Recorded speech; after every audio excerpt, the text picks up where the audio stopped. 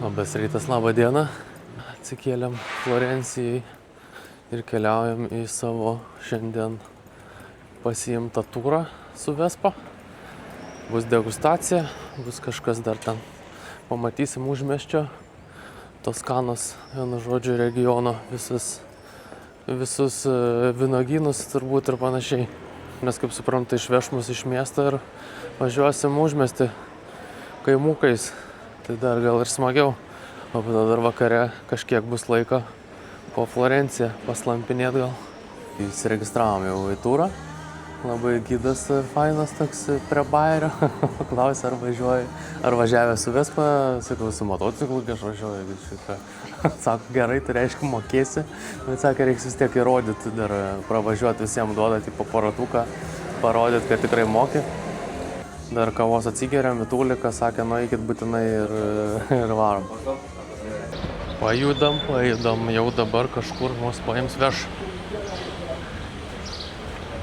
Mus jau pakrikštijo, aš tapau Paola ir čia dabar Viola. Ir atėjo busį, kad radom, kad apgadinta mašina. Tai dabar vairuotojas, kol važiuoja, bando aiškintis, kas čia tą mašiną apgadino. Tokią vietą atvažiavom, vynogynai, tai turim pasiimti motopirdo, šalmų ir važiuosim. Gavom šalmus, tai dabar dar toliau važiuojam kažkur iki Vespų, nežinau, čia įdomiai čia viskas organizuojasi. Instruktažas, Vespas ir ne tik Vespas yra. Vyksta pasipraktikavimai, sakė, turėsi įrodyti, kad moki važiuoti.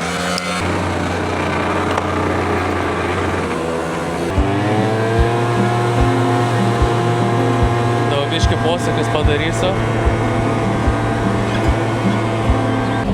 Pasisekė, kad gavom 125 Vespa, šiek tiek jinai geriau traukė.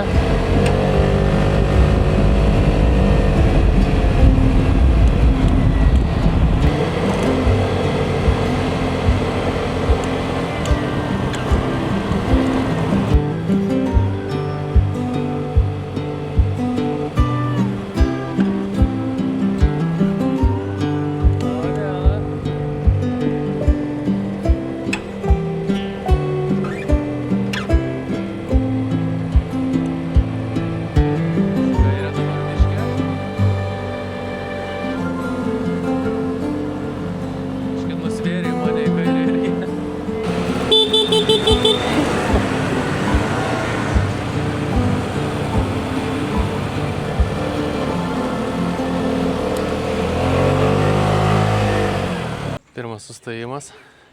Pasifotkint čia viską. Thank you. Nu va, nusifotkinam. Trumpą dar papasakojimą padarė apie šitą pilį, parodysiu. Nepamenu pavardės dabar, kokia ten pavardė yra, bet mes realiai ten pasiėm šalmus. Ir tenai mes turėsim pietus. Ir dar koks įdomus faktas, kad toj pily 39 karta jau gyvena tos šeimos, kuri valdo tą pilį. Ir dabar jie gamina alyvuogių aliejų ir 3 rūšių vyną.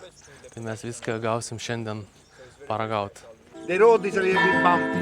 Okay. So be careful with the accelerator.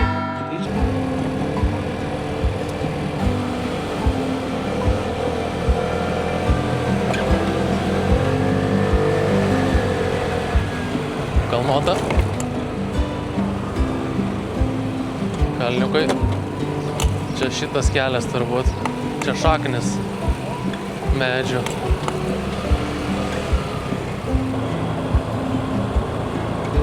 Realiai po šito va tokio turo, kitas turas turėtų būti su Ducati. O, kaip fainai. Siauro.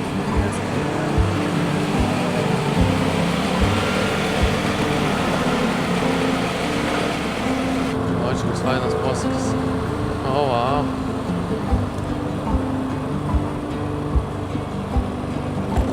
Va čia biškį pompi.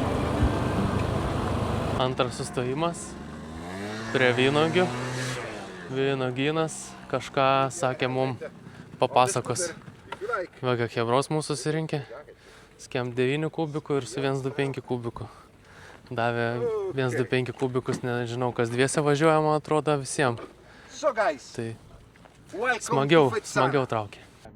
And it's pretty special, 39 generation from the 1199 to nowadays. So production of a Chianti wine is at least 80% of Sangiovese breed, of Colorino and Canaiolo breed, if you want to follow the whole original recipe. Why we turn the trunk like this is called a Tuscan arch, and we turn the trunk to serve mainly two purposes. One, a bit silly, easier to harvest, but the second is very, very important. Because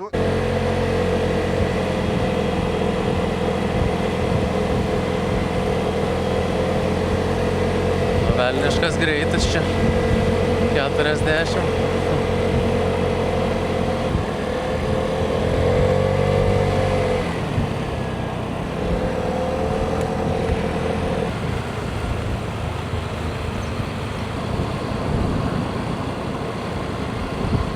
Bus kalnelis.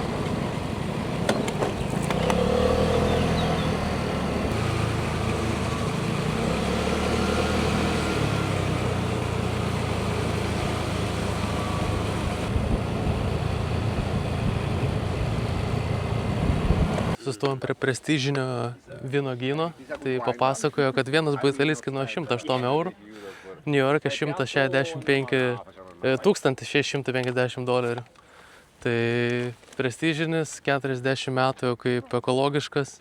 Dabar važiuosim jau į pabaigą, pastatysim motorolerius ir bus tada vyno ragavimas ir alyvuogių aliejaus ragavimas. Ir pietus. Sugrįžom prie savo pilies. Dabar dar praves mum ekskursiją apie alyvuogių aliejų. Parodys kažką, kaip ten gaminama.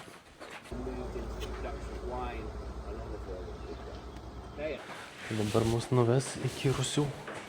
Niekada nebuvau Rūsy. Nu, vyno Rūsy. Kad koks čia Rūsys, jau į viršų lipam.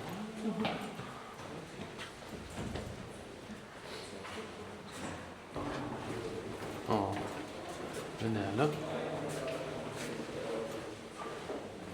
Va, pagaliau. Bačkos. O kvapas koks geras, koks skanus.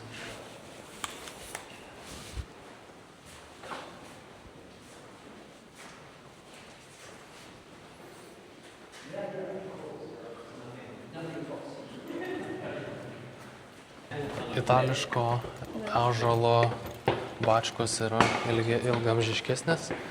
Jie naudoja prancūzišką ąžuolą ir itališką ąžuolą. Tai itališkas, kadangi kietesnis gal čia. Tai dėl to jis ilgiau. Buvo netgi statinės, kurios 40 metų naudojamos.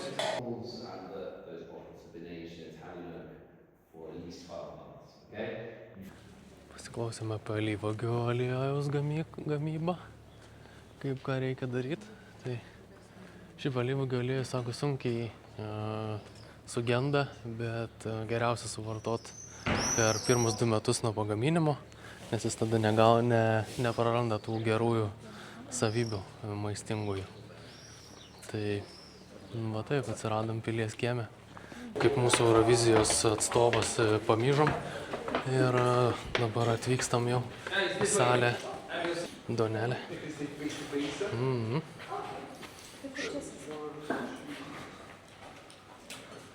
Donelis keliauja dar su nuostabiu vaizdu, pietaujam ir gavom lazanijos ir rizoto. Pavalgėm tokiam vat salėj įdomesniai, čia kažkiek seni paveikslo rėmeliai, čia panašu į senus alyvuogių aliejaus spaudimo lakštus, kaip čia pavadinti. Tai taip vat, labdien. Tai viskas. Labai faini gidai šį pakalbina.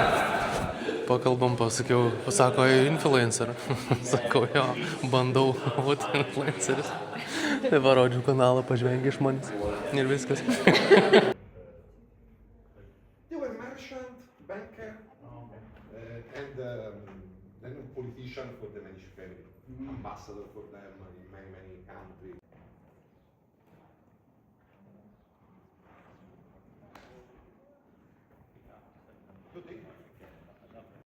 Labai gaila, bet baigėsi turas. Parvežė atgal į Florenciją, į statybų aikštelę. Labai patiko tas visas turas. Ir pavalgėm, ir vynelio gavom, ir papasakojo įdomu. Čia buvo vienas iš įsivaizduojamų tų tokių dalykų apie Italiją, kur vynogynai, alyvuogės, maistas, vaizdai gražus ir Vespa dar. Tai nusifotinam gražių nuotraukų, gražių vaizdelių.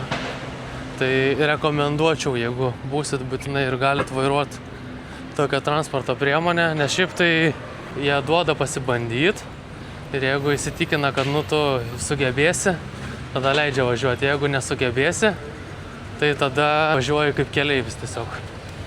Gal Harlių kokiam Florencijoje vat yra Sportsteris. Harley fanam yra Florencijoje visą Harley Davidson pardavyklą. Grįžom iš po turo, grįžom iki savo gyvenamosios vietos. Šiek tiek atsipūtėm keletą minučių ir susirašėm eiti išnaudoti dar likusi visą dieną ir iki vakaro Florencijos tyrinėjimui. Tiesiog einam, dairomės, pamatom kažką ir žiūrim. Jokio plano kažkokių lankytinų objektų nelabai turim nusimatę. Ir čia aš matau Hornetą su širšė. Dar ką pastebiu ne vienoje vietoje, nežinau ar čia Italijos dalykas ar Florencijos, tiesiog tokios įeini ir aparatai, kur kažką parduoda. Nėra jokių pardavėjų, nieko nėra, tiesiog vending machines šitie. O čia gali išsikeisti netgi pinigų ir tada pirkti. Toks šiek tiek neša į Japoniją, nes Japonijoje, kiek esu matęs iš kitų vlogerių video, ten tokie aparatai populiarūs.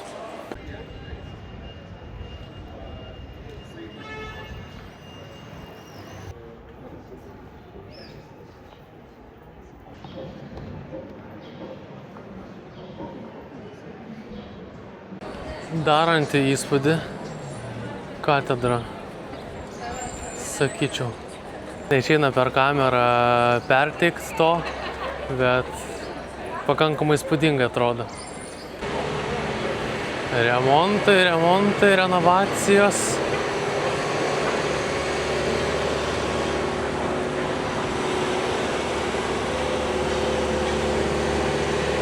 Nu bet wow, jo.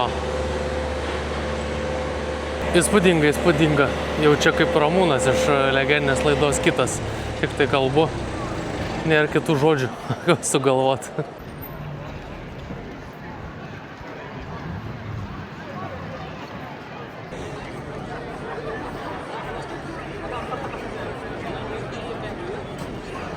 Turim tokią mini tradiciją Pandoros karaliuką įsigyti iš šalies, kur keliaujam. Jau nebeužsiseks. Tai dar vienas karaliukas įsirinktas buvo ir pardavėja sako, ar norėsit pirkti čia su tax free. Sako, iš kur jūs esat, pirmą paklausiu, kam iš Lietuvos. Ir žiūri tokia. Sako, norėsit tax free ten to naudotis? Sakau, tai kad mes Europos Sąjunga, kas to yra.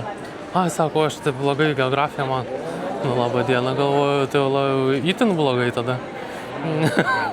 Nu, bet čia gal tik tai pas mus gerai geografijos moko, nežinau, Lietuvoje. Mes tai žinom visas šalis. O, tiltas koks gražus.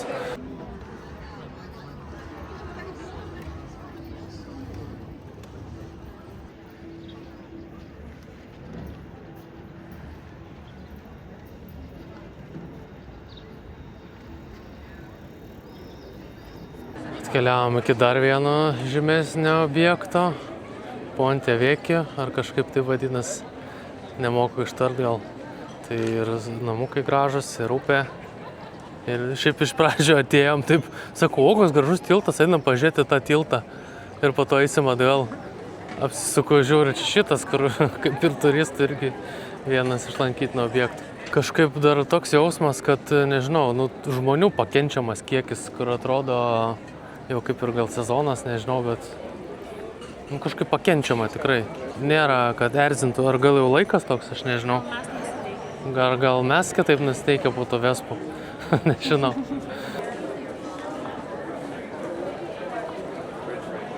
Tas tiltas, tai čia tiesiog juvelyrikos prekybos vieta toks jausmas.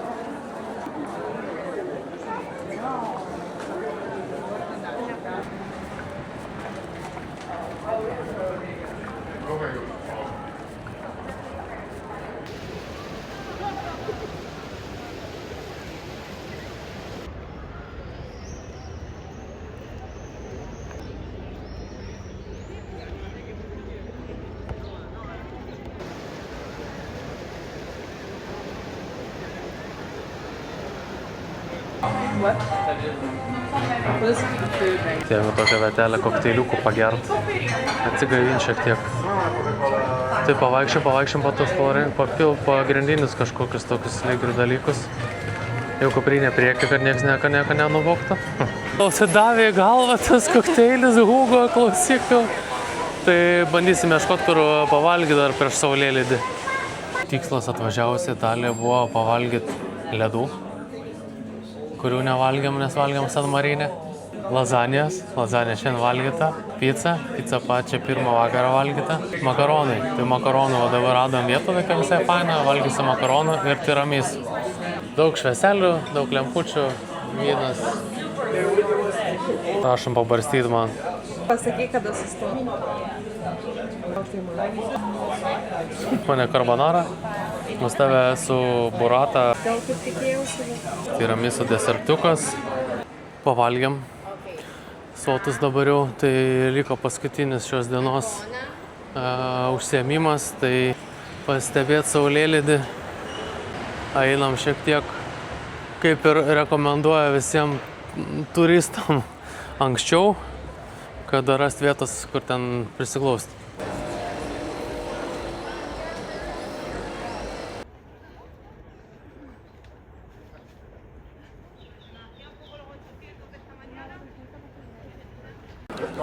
Atėjom, žmonių daug, nes čia išreklamuotas turistų labai spotas vieta. Tai bet vaizdelis toks neblogas. Matosi visą Florenciją ir katedra šita didžioji, kur buvom netoli. Ir tiltas tas, per kurį jam. Gražus vaizdas visai.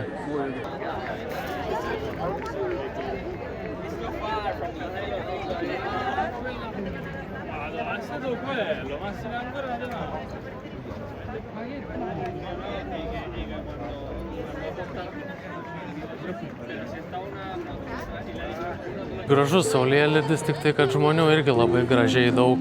Visi nori pažiūrėti saulę, nes šiaipgi nepasižiūri. Aišku, čia vaizdas su viso Florencijos panorama. Tai tikrai labai gražiai atrodo. Su šituo gražiu vaizdu ir baigsim šiandienos video. Ačiū, kad žiūrėjot. Subscribekit kanalą, spauskit laiką. Pasimatysim kitose video. Viso gero. Viso gero. Viso gero, išjunkit, jau viskas nebebus nieko daugiau.